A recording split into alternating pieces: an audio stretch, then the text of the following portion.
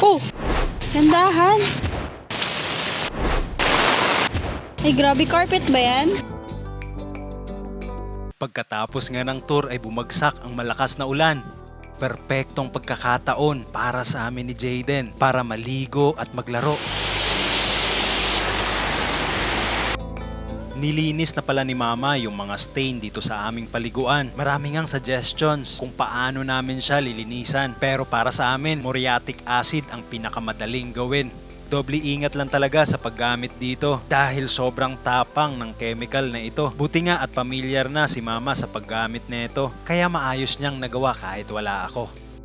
Pero may isa pang kailangan masolusyonan, itong tumutulo kapag umuulan at alam kong ito yung dahilan dahil nga sa kapal ng tumubong samot-saring halaman. Natural na maiipon dito yung tubig kapag umuulan na nagiging dahilan sa pagtulo nitong bubungan dito sa paliguan. Sa ngayon wala pa akong maraming kagamitan. Siguro sapat na muna itong itak at lakas na natitira nitong aking katawan.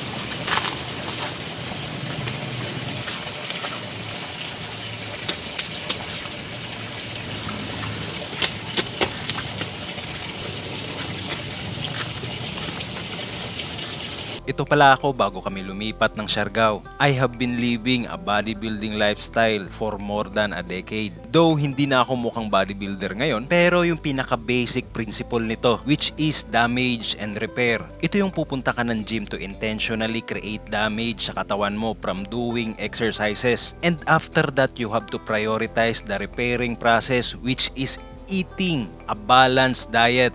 Kumbaga enough yung carbs, protein, and fats. At bukod pa doon, kailangan mo rin matulog ng sapat na oras.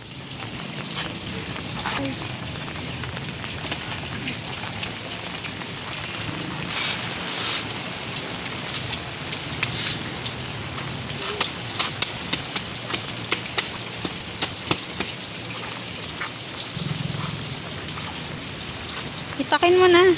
Hindi na ako nakapasok ulit ng gym simula nung lumipat kami dito sa isla. Pero binigyan ako ng buhay ng mga challenges na nagkukos ng damages physically and mentally. Buti na lang natutunan ko yung proseso ng repair o recovery. Naku, kung hindi, good luck sa'yo te.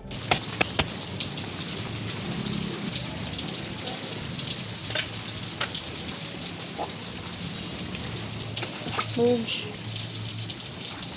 Karamihan pa naman sa magagandang aral na binibigay sa atin ng buhay. Madalas nakabalot ito sa sakit at challenges kung ibigay. Yun bang sinasabi ng nakakatanda na blessings in disguise? Isa akong patunay na hindi parusa ang sakit na binibigay ng buhay, kundi kasangkapan para mas lalo tayong tumibay sa paglalakbay na ginagawa natin sa buhay.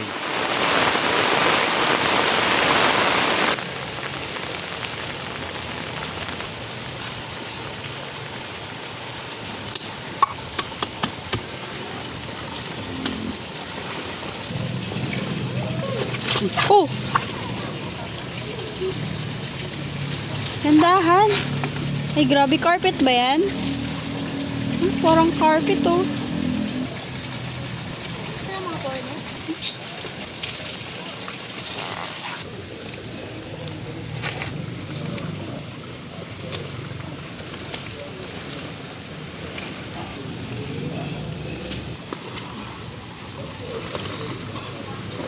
May iba't ibang anggulo kung paano natin titingnan ang bawat sitwasyon na binibigay sa atin ng mundo at marami sa nangyayari wala tayong kontrol. Pero bilang tao may kakayanan tayo para silipin sa anggulo na ating gusto.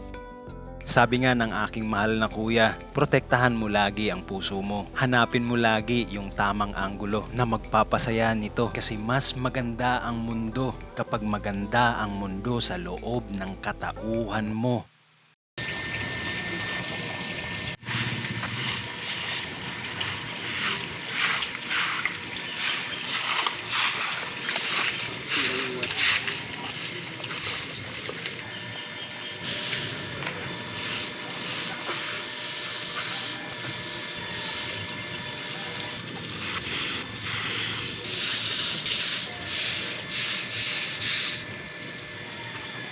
Pero ewan ko lang kung pansin din ninyo, ang sarap ng tulog kapag sinagad mo yung pagod. Kasi pag walang pagod, ang hirap naman matulog. So may mga araw na ganito, nasasagarin ko yung pagod ko para paghiga ko,